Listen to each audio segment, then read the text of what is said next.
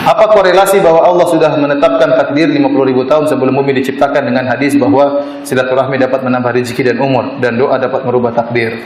Jadi dalam hadis la yaruddu qada illa doa, tidak ada yang bisa menolak qada kecuali apa? Doa, ya.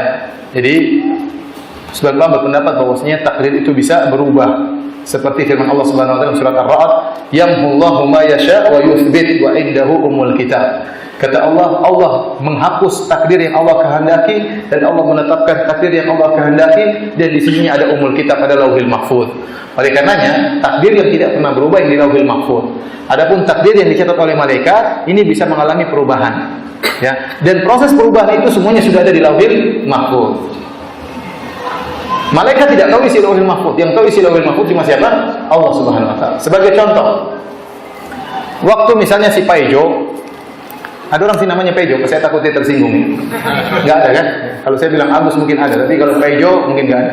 Si Paijo ini waktu dalam kandungan, dalam hadis disebutkan, "Fayursalu ilaihi malak." Diutuskanlah malaikat kepadanya. Fayu'maru bi arba'i kalimat. Kemudian Allah perintahkan malaikat untuk mencatat takdir si Paijo yang masih dalam janin. Bikadri rizkihi wa ajalihi wa amalihi wa syakir am sa'id. Suruh catat rizkinya berapa, ajalnya berapa, amalnya bagaimana, bahagia atau sengsara. Kalaulah malaikat catat si Paijo ini tinggal di Denpasar, umurnya 62 tahun, tewas habis 62 tahun. Kemudian rezeki dia dari lahir sampai meninggal taruhlah 1 M, cukup untuk dia hidup selama dari sampai meninggal dunia. Benar, ini catatan malaikat. Malaikat catat nih, tidak berubah. Tahu-tahu kata Nabi SAW, "Man ahabba an yubsata lahu fi rizqihi wa yunsa'a fi athari falyasir rahimah." Barang siapa yang ingin dilapangkan rezekinya dan dipanjangkan umurnya, maka hendaknya dia sambung silaturahim. Ternyata si Paijo ini pada umur 25 tahun dia suka nyambung silaturahmi. Dia berbakti kepada ibunya, dia berbakti kepada bapaknya, dia telepon kakaknya, dia beri hadiah kepada bibinya, dia kunjungi tantenya, dia sering beri hadiah kepada ponakan-ponakannya. Sering nyambung silaturahmi, sering telepon saudaranya. Ya. Akhirnya Allah bilang malaikat itu ganti tuh. 63 ganti 100. 62 jadi berapa? 100 tahun. Kebanyakan kali. Tambah enggak, 80 aja. 62 jadi berapa? 80 tahun. Kenapa nyambung silaturahmi? Itu 1 M ganti jadi 40 M. Kenapa dia suka nyambung apa? Silaturahmi. Jadi proses perubahan. Tadinya malaikat catat 1 M dirubah jadi 40 M. Tadinya umur 62 jadi 80 tahun. Ini semua sudah dicatat di Lauhil Mahfuz. Paham? Jadi yang berubah yang ada di takdir dicatat apa? Malaikat, dan malaikat tidak tahu isi takdir yang ada di Lauhil Mahfuz. Paham maksudnya? Makanya antum kalau ingin banyak rezeki, ya antum nggak tahu takdir antum seperti apa. Ingin banyak rezeki, antum tempuh 2 cara. Cara pertama, bekerja. Kalau mendapat rezeki, cara kedua, tempuh cara-cara yang syar'i yang di luar nalar kita. Contohnya seperti apa? Seperti nyambung silaturahim. Saya ketemu dengan satu orang waktu di Melbourne, di Australia. Ada orang umur 83 tahun, ikut pengajian terus, sehat. Saya ingin tahu rahasianya apa. Saya bilang, "Pak, Bapak ini Masya Allah umurnya panjang. Berapa umurnya? 83 tahun. Apa rahasianya, Pak?" Kata dia, "Ustadz orang kedua yang tanya. Yang pertama orang Perancis atau orang mana nanti?" Ustadz orang kedua. Rahasianya Ustadz harus makan sedikit. Wah, saya susah kalau begitu. Saya tanya lagi, ada orang umur 70 tahun masih kelihatan seperti 55 tahun. Keluarga saya tanya, "Gimana Om bisa ini?" Om membahagiakan kedua orang tua Om. Waktu itu Om pernah tanya sama ibu, "Ibu mau apa? Apa cita-cita ibu?" Kata ibunya, "Saya ingin naik haji." Langsung Om daftarkan.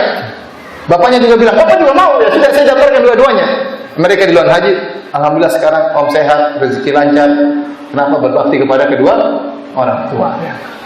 Oleh karenanya, kalau Anda menyambung silaturahmi, insya Allah rezeki Anda lancar, umur juga apa?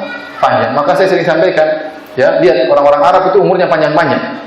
Banyak orang Arab umurnya 80, 90. Saya ketemu orang seperti itu. Ada yang umurnya 100, ada yang 100 lebih, ya. Luar biasa. Saya punya teman waktu datang ke Indonesia dari Madinah. Saya tanya sama dia, "Kamu berapa bersaudara?" Kata dia, "Kami 50 bersaudara." 50 bersaudara.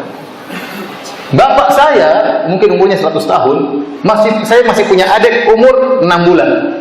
Luar biasa. Masih punya adik berapa? 6 bulan. Kalau antum kayaknya nggak mungkin. Mungkin, tapi susah sekali ya. Saya tanya, "Kamu anaknya berapa?" Kata dia, Firanda, kau tanya sekarang apa tahun depan? Saya bilang, apa bedanya? Kalau sekarang anak saya 10, kalau tahun depan 13. Kok bisa? Istri saya 3 hamil semua. Jadi kalau orang nyambung silaturahmi, insya Allah Pak, umur panjang, dijauhkan dari penyakit dan macam-macamnya. Jadi seorang mungkin dia ingin kerja, pagi-pagi ditelepon ibunya, gimana kabarnya Bu, gimana sehat atau Bu, ibunya iya saya doakan nak. Akhirnya dia pergi. Harusnya dia hari itu ditakdirkan nabrak truk. Gara-gara dia telepon ibunya nggak jadi, dia tabrak pohon pisang nggak jadi mati. Kenapa? Allah panjangkan apa? Jadi kita cari rezeki dari sebab-sebab yang materi, real, kerja, buka inilah, buka anulah, tapi juga ada sebab-sebab yang di luar nalar kita, yaitu berbakti kepada orang tua, nyambung silaturahmi, telepon tante, telepon bibi, kasih hadiah kepada mereka. Kata Allah, wa atal mala ala hubbihi zawil kurba, orang yang memberikan harta kepada kerabatnya padahal dia cinta kepada harta tersebut. Silaturahmi butuh apa? Butuh pengorbanan. Saya sering silaturahmi, Ustaz, apa? WhatsApp saja gratis.